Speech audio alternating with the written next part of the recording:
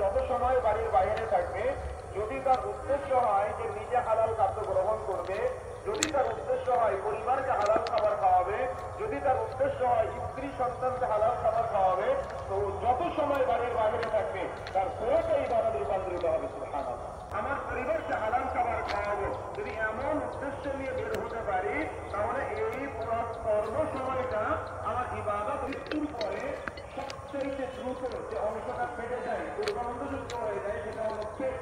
আর এই পেট পরিপূর্ণ করার জন্য আমরা না হালাল না হারাম অর্থাৎ উপার্জনের সাথে জড়িত আছে, আমরা হালাল হারাম মাস বিচার করি না। অর্থাৎ পেট পরিপূর্ণ করার জন্য আমরা হারাম উপার্জনে জড়াচ্ছি।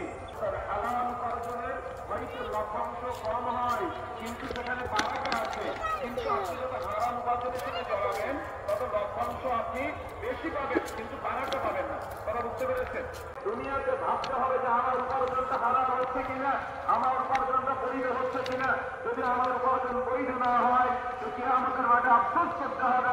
এই যে সন্তানের জন্য আপনি আজকে সুদের টাকায় ব্যাংক থেকে লোন নিয়ে 5 তলা বিল্ডিং করে রেখে যাচ্ছেন, কিয়ামতের মাঠে আপনার সন্তান যখন দাঁড়াবে, এগুলো আপনি রেখে যাচ্ছেন তার জন্য, আপনি তো মারার পরে এগুলো নিয়ে যেতে পারবেন না, সবটা থেকে যাবে আপনার ভবিষ্যৎ প্রজন্মের জন্য।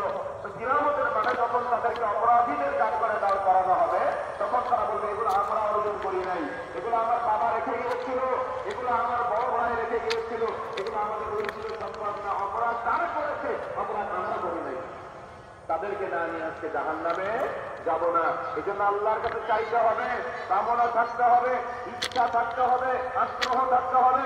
আল্লাহুম্মা ইন্নী আসআলুকা ইলমান নাফিআ, আল্লাহর কাছে উপকারী জ্ঞান, উপকারী বিদ্যা চাইতে হবে।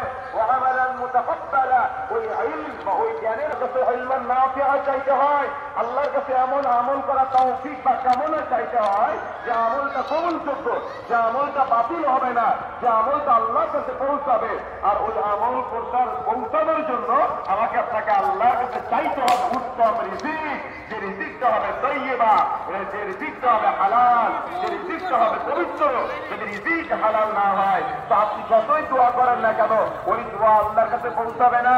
যত ইবাদত করেন না কেন, ওই ইবাদত আল্লাহর কাছে দুই হাত তুলে ইয়া রব বলে দোয়া করতেছে, কিন্তু পাশ থেকে বলা হচ্ছে তার পোশাক হারাম। আপনি হালাল উপার্জন করেন, আপনি হালাল রিজিক খাওয়ার চেষ্টা করেন, দেখেন আপনার দোয়া কবুল হয় কিনা। কিন্তু আমরা তো হারামের সাথে জড়িত আছি।